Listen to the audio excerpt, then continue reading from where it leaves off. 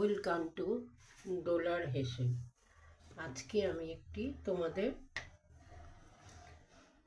রান্নার রেসিপি করে দেখাবো। খুবই সাধারণ পনিরের কোপ্তাকারি। আমি পনিরটা আগে থেকে ছানা কাটিয়ে দুধ এনে রেড কাউ এনেছিলাম দুটো, এনে ওই দুটো আমি করে ওই ভিনিগার দিয়ে আমি দুধটাকে জাল দিয়ে কাটিয়ে রেখেছি। এবার আমি পনিরটাকে গোল গোল করে, মানে আমি আর তোমাদের ওই কড়াটা দেখাইনি কিভাবে কেটেছি ছানাটা, এটা দেখাইনি।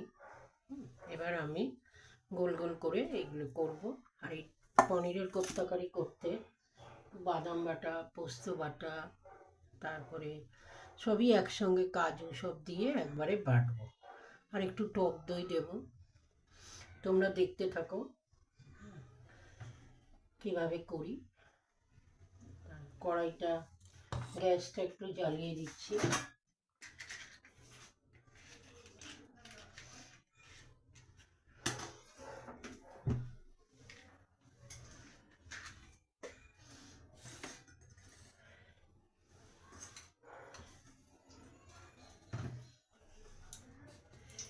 এবার আমি মিক্সিতে এটা বেটে নেব।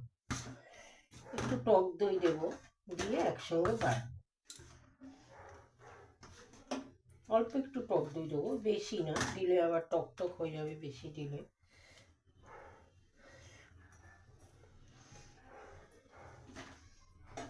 এই যে দেখো সব একসঙ্গে এবার বেটে নেব। কড়াইটা গরম হতে থাক, তারপরে আমি কোপ্তাগুলো বানাবো।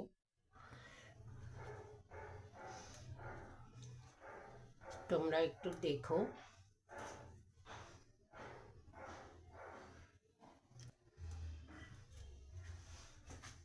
কড়াইটা আমার গরম হয়ে গেছে। এবার আমি সাদা তেল দিয়ে দিলাম। এটা সাদা তেলেই করতে হবে। আর অল্প একটু মাখন দেব।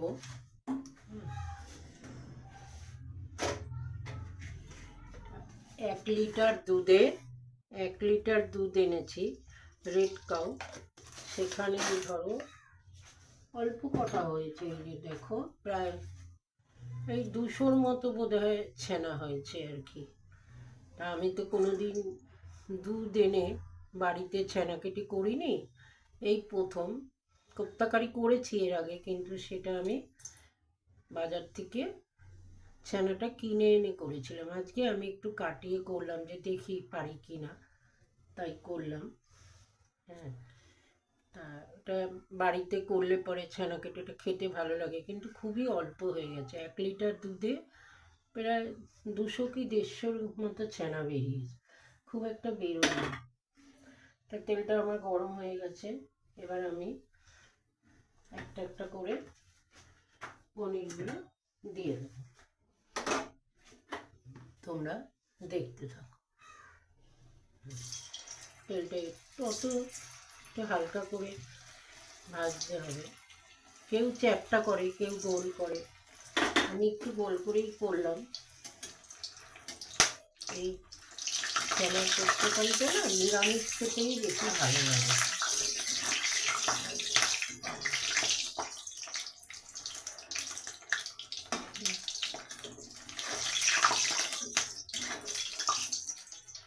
তোমরা দেখতে থাকো। তুলে নিলাম, নাহলে না পুড়ে যাবে। তেলটা খুব গরম হয়ে গেছে তো, এটা করতে খুব একটা সময় হয় না। আর বাদ বাকি যে কটা আছে দিয়ে খুবই অল্প হয়ে গেছে।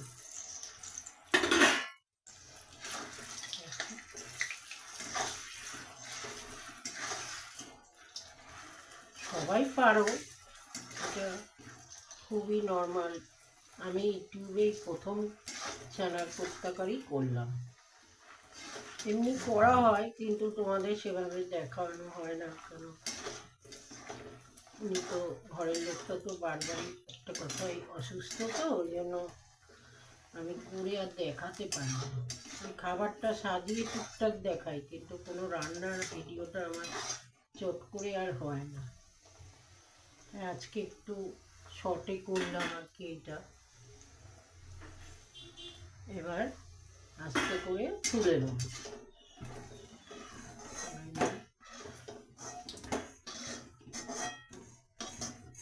কোপ্তাগুলো আমার সব ভাজা হয়ে গেছে। এবার আমি ওই তেলের মধ্যে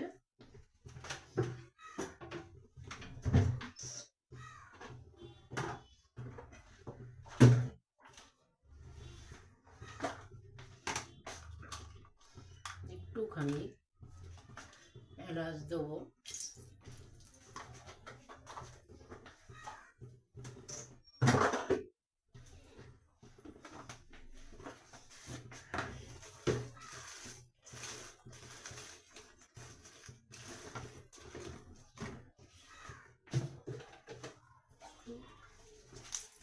তেজপাতা দেবো,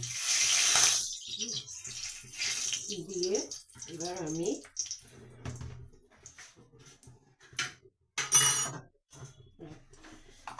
আগে থেকে যে বেটে রেখেছি ওটা দিয়ে দেবো। এর মধ্যে টমেটো দিইনি বাটাটা, কেননা এটা ব্যাটে তো আমি যে কোপ্তা কারি একটু টক দই দিয়েছি তো, তার জন্য এটা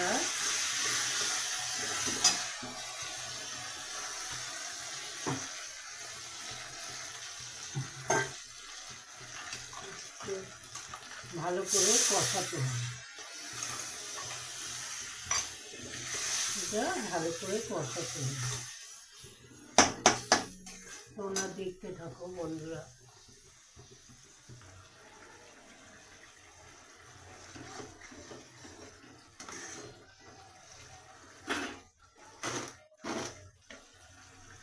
এর মধ্যে একটু নুন দিয়ে দিলাম,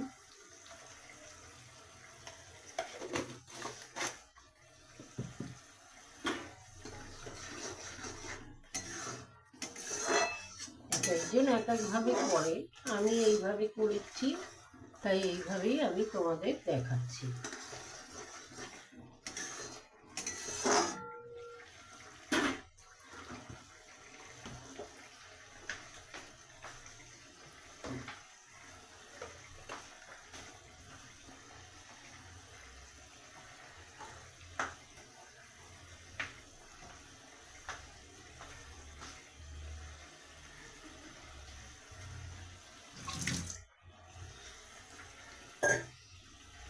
দুটো গোটা লঙ্কা দিয়ে দিলাম,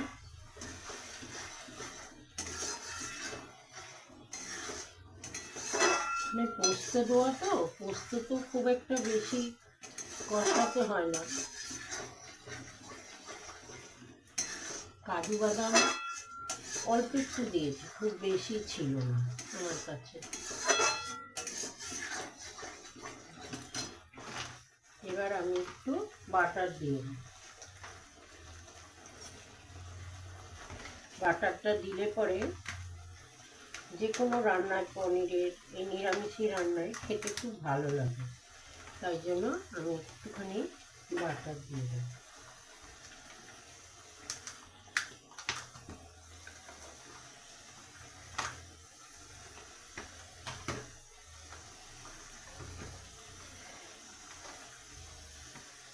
একটুখানি বাটার দিয়ে দিলাম, দেখতে থাকো, বাটার দিয়ে দিলাম।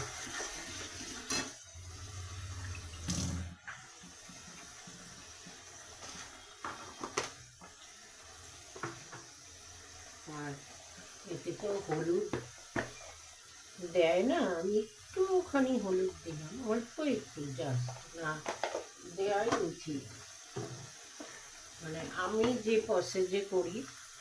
আর একটুখানি কাশ্মীরি লঙ্কা কালারের জন্য।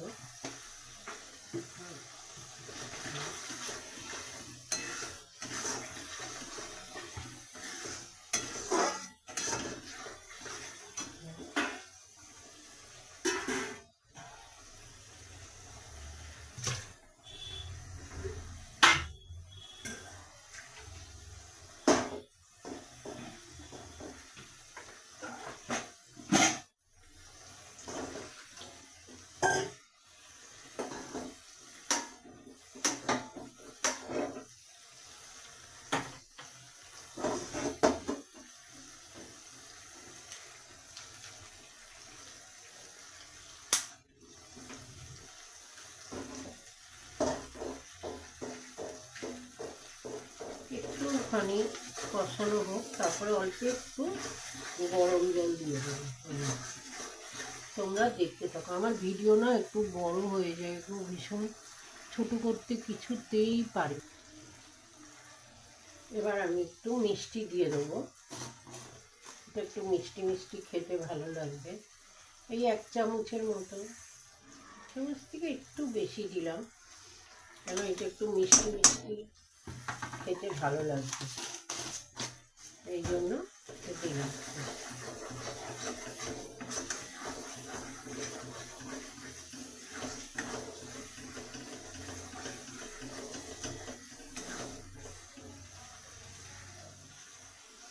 এবার আমি আগের থেকে যে একটু গরম জল করে রেখেছিলাম ওইটা একটু দিয়ে দিলাম, বেশি দেবো না, কেন এটা একটু মাখো মাখো হবে তো।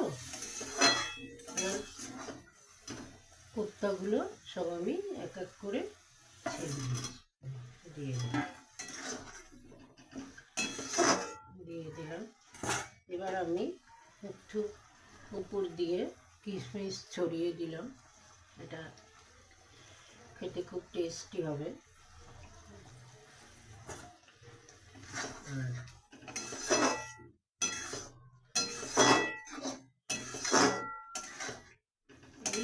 একটু পরেই হয়ে যাবে, 5 মিনিট পরেই নামিয়ে দেবো।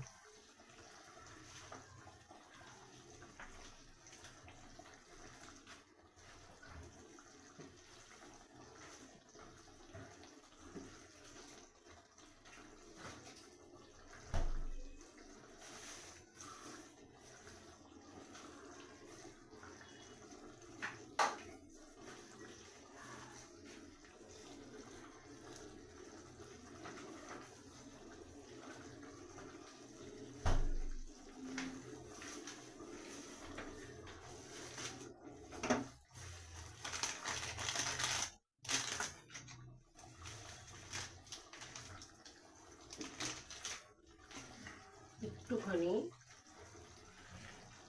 কসুরি মেথি ছড়িয়ে দিলাম। আমার আজকের মতো পনিরের কোপ্তা কারিটা হয়ে গেছে। তোমরা এইভাবে করে দেখো, লুচি, রুটি, পরোটা সব কিছুর সঙ্গেই ভালো লাগে, রাইসের সঙ্গেও খুব ভালো লাগে। পনিরের কোপ্তা কারিটা আমার হয়ে গেছে।